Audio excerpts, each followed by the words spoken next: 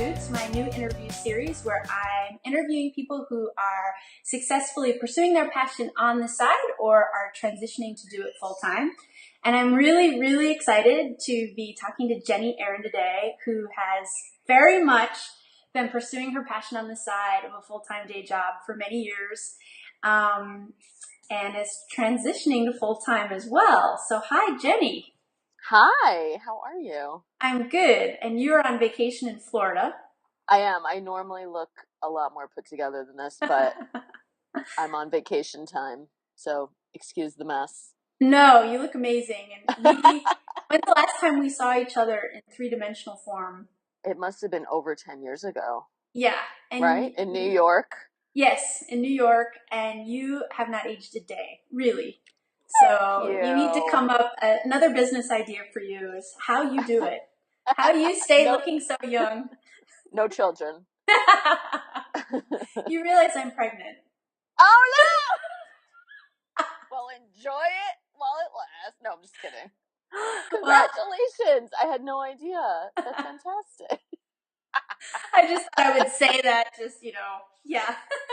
It's too late to call it off. Exactly. All right. Well, that's wonderful. Thank you so much. Well, anyway, I'm You're welcome. super excited to be talking to you, and I've been sort of following your career because, first of all, you have two really, really cool passions. The first one, and I've been following your clutter cowgirl business I remember when you first launched it. Yep. And I'm going to have you talk about it more, but it's you're a professional organizer. Yes. Cool. And then your second venture is you're also a stylist. Yes. So that is... You wouldn't think that by looking at me today, but yes. No, actually I would, because you really, really look good, and it's so simple. So only a stylist could pull that off. Okay. So my first question for you, as I've kind of already said, but I want to hear it in your words, is what was your day job and what are your passions that you were pursuing? Sure. So for 13 years, I was working at Showtime Networks, which is an American cable company, and we actually do have shows all over the world. But I worked in the program scheduling department, so I scheduled two different channels, and I was responsible for all the programming on those two channels. So they have 11 different plexes, they're called, and each employee's responsible for one or two of them. So I would go to work in Manhattan. I live in Brooklyn. I would commute into the city every day, and I would sit at a desk and I would work on a computer, and I would go and talk to my coworkers about, the work and go to meetings. And it was I called it my safe haven. It was my great place to get my work done, get my benefits, get a taste of a social life. I loved the people there.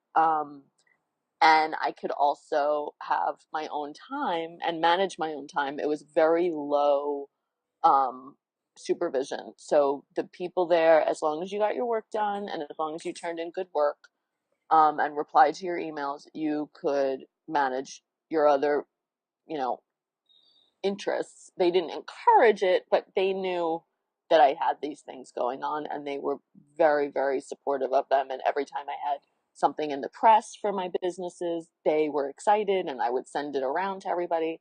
It was a very encouraging environment. So, but my other real passions are helping people get organized, and that in Manhattan and in New York is very important because there's very limited space.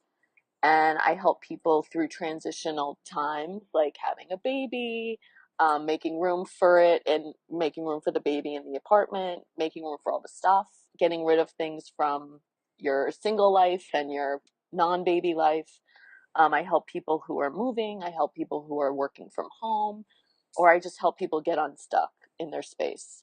So that involves, it can be very emotional for people. It can be very cathartic. It can be very trying, but ultimately it's very rewarding. And I kind of walk them through the steps of what they have to do to get a more of a sanctuary for their home instead of this place that's causing them strife and causing them upset and not worth the money that everyone is spending on rents and mortgages in Manhattan and Brooklyn and Queens. So from that, I launched my second business, which is Styled by Jeni. I was going through people's wardrobes so much, and I was helping mostly women go through clothing that no longer fit or was from a previous lifestyle or a previous job.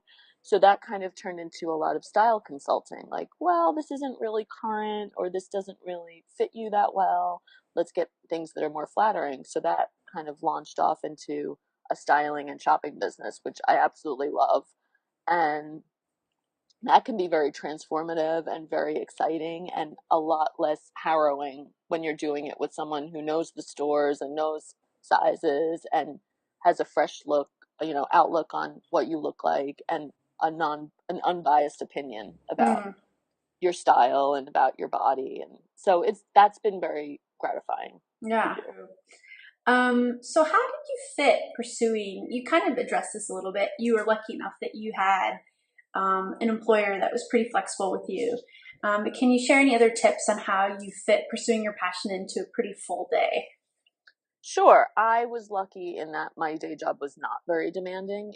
And I guess I kind of chose it for that reason, that I could balance my other life. But I was lucky enough, because I had been there so long, I amassed quite a bit of vacation time and Mm, personal days. And so I would take days off. If I could book 2 clients in a day, or even just one, I would take a vacation day and work that way. Or I also work with a lot of people who have day jobs, so I would meet them at night after hours. So I would say, "Oh, it sounds like you are working a full-time job. Let's meet at 6 p.m." mm, So we mm, would do, and then I would work. I would just keep my energy up and make sure that I had enough time. I work in 3-hour blocks when I do the organizing. So I would work with a client from 6 to 9, and then I would just go home after that. And then on the weekends, I offered up my weekends. So it really just, I worked whenever clients were able to meet with me. mm-hmm. And I would stress that, oh, it looks like my evenings are free this week. I didn't, it's almost like I'm coming out, like, I have this day job. Mm-hmm. It's not something I advertised with my clients, because I wanted them to know that I was fully committed to this and I had expertise, and I was not, flaky, or, oh, I kind of do this. But no, I wanted them to know that I was fully available to them. Um, which was kind of a little bit of a lie, because I had this full-time corporate job during the day. So Mm-hmm. now that I don't have the corporate job, I'm able to work at whatever time the clients are available, and I feel Mm. a lot less constricted. Sorry, I'm Yeah. jumping ahead. I'm jumping ahead, but yeah. No problem. I think that's such a good Spoiler point. alert. Well, I think that's such a good point, because it's something I tell to people who are pursuing their passion on the side, and that's basically to treat it as a serious entity. It's not a hobby. It's not just a Right. side thing. And even if you don't have lots of hours in your week to commit to it, if you treat it as something that's really serious, I think that starts to show through in your work and Absolutely. what you can do with it. So really good point. Absolutely. Absolutely. So tell us what's been some of your biggest frustrations. Because you're kind of in, I like to categorize people neatly, and I know the world is gray, but either people pursuing their passion on the side or people transitioning to full time. So you're sort of done both. Um, what has been your biggest frustration in each period of your life in terms I of? guess it's been the time management. It's been, how can I do a good job in both? And I came to a point where I couldn't anymore. I couldn't grow my business just taking a day off here or a day off there, doing promotional stuff for myself, marketing, writing. I haven't been writing my blog the way I want to, and my day job was getting in the way of really growing my career. My career was not my day job. My career, I've chosen it to be my 2 businesses. So I think that mental kind of switching on the light off and on really did get frustrating, and that's why it was only a matter of time before I was able to leave. Um and it's going to take a little bit of adjustment when I get back, not having my desk at my day job because I just left on Friday, and I honestly, I'm going to miss my landline and my desktop computer. I'll miss the people, but I'll really miss, that was my office. It was like set up. You have a printer, so when I get back from vacation, I'm going to have to see how can I replicate an office system. It's not something I did before because I want to really live in my space. It's almost like I'm becoming my own client, and I want to live in my space, feel what my environment's like, and then where do I gravitate with my laptop, and then I'm going to set up an actual office. But anyway, the biggest frustration was, I think, juggling both and prioritizing and knowing that out of respect for my job, I had to show up and I had to get my work done. And I'm like, my work ethic is very strong, so I would never slack on my responsibilities, but it definitely became grueling to do both. And commuting and the energy that it takes, the physical and mental energy that it takes to be doing all of it all at once was getting to be quite a bit. Yeah. So, and you did it for 13 years almost. I did, and during that time I was less serious about my business, or less you go in waves. Yeah, for sure. I think when I finally made the decision, I can actually save and pursue this and do this, and I have to do this because otherwise it's not going to go anywhere. And I was getting more and more press and really good feedback from people. So I decided 2 years ago to really make it a thing. And I think once I made that decision, and once I set a goal for myself financially, and time, like a timeline, it all fell into place because I had that vision in my mind of what I needed to do, and I just did it. 13 years can go by like that. So if you don't have that kind of laser focus, you can just float along and continue to do it halfway, very easily. Yeah. But you're not gonna be great at what you do if you're straddling two different things. Yep. Yes. So what piece of advice would you give to other people who are out there who have maybe full-time family responsibilities or a full-time day job, and they have a passion that they want to pursue on the side or transition to doing full-time? Well, I think the best advice I got when I first started was charge clients. Like, don't give it away for free. Whatever your service is, whatever your product is, make sure that you're treating it like a business, that you're putting a value behind your work, because that'll speak volumes to your potential clients, and that will enable you to feel proud of what you do. It's very easy to give your services away for free in the beginning and make light of it. I haven't really started this up yet for real. Like, don't diminish the attention and time you're giving to someone, because obviously they can't do whatever it is they're doing for themselves, whether it's a dog walking service or what I do, or knitting baby blankets, whatever it is that you're doing. That person is seeking out your service, and there should be an exchange of money for that. So however you want to price it. The other thing is, see what other people are pricing for, do a comparison, and adjust if you think you're charging too much or too little. You're worth your time and you're worth your service. So charge. Okay. That's my advice. Very good advice. Very good. And that's hard to do when you're not used to it. And certainly when you're coming from an office job where you don't have to find clients. Normally the clients are given to you, or the people, or whoever you're serving. And so when you're in that space where you have to start finding them and then charging, that can really push people out of their comfort zone a little bit.